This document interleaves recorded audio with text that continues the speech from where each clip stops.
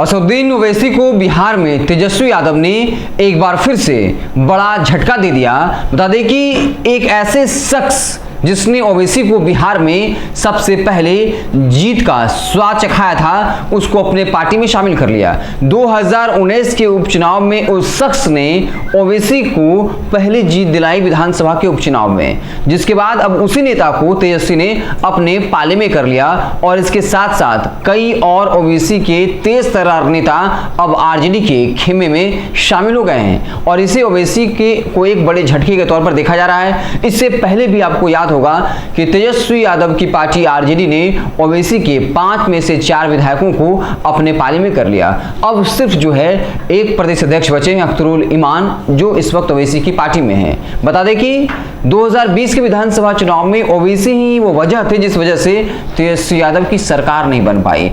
5 सीटों पर ओवैसी ने जीत दर्ज जरूर किया था मात्र, लेकिन 15 सीटों पर बाकायदा तेजस्वी यादव के कैंडिडेट को हराने में ओवैसी की अहम भूमिका रही। उन 10 से 12 सीटों पर जितना वोट ओवैसी के विधायक, माफ करिएगा, ओवैसी के प्रत्याशी को मिला, अगर वो वोट आरजेडी के प्रत्याशी को मिल गया होता तो उन सीटों पर जो है वो आरजेडी के विधायक जीत जाते और बिहार में तेजस्वी यादव की सरकार होती। इसलिए तेजस्वी यादव के लिए सबसे बड़ा खतरा जो है वो ओवैसी है। इसलिए लगातार ओवैसी को कमजोर करने की कोशिश हो रही है। सबसे पहले उनके 5 में से 4 विधायकों को अपने पाले में किया गया और अब एक बार फिर से उनके एक बड़े प्रभावशाली नेता हैं, उनको अपनी पार्टी में शामिल कर लिया है। हम आपको पूरी खबर विस्तार से बता देते हैं। AIMIM के पूर्व विधायक कमरुल होदा आरजेडी में शामिल हो गए। उनके साथ ओवैसी की पार्टी के कई सदस्य भी आरजेडी में शामिल हुए।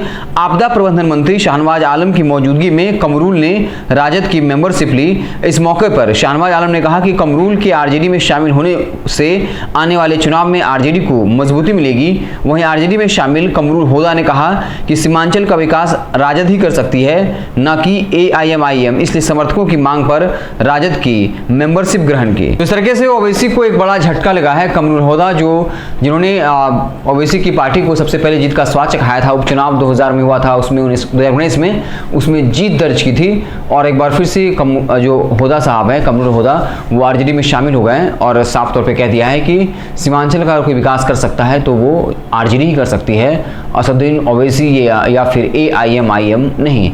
अब देखना दिलचस्प होगा कि जो ओवैसी की पार्टी है या खुद ओवैसी हैं, उनकी तरफ से कुछ क्या प्रतिक्रिया आती है। हालांकि ओवैसी तो खुलकर अब नीतीश और तेजस्वी को निशाने पर लगातार ले ही रहे थे।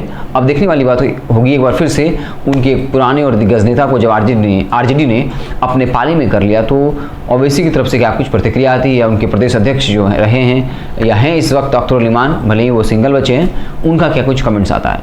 जैसे ही कोई अपडेट आएगा हम आपको इत्तला करेंगे। आप देखते रहें भारत लाइव। बहुत बहुत धन्यवाद। अगर ये वीडियो पसंद आई और वह बिहार के राजनीति और बिहारियत से सरोकार रखेनी तो सब्सक्राइब बटन दबा के चैनल के सब्सक्राइब कर ली।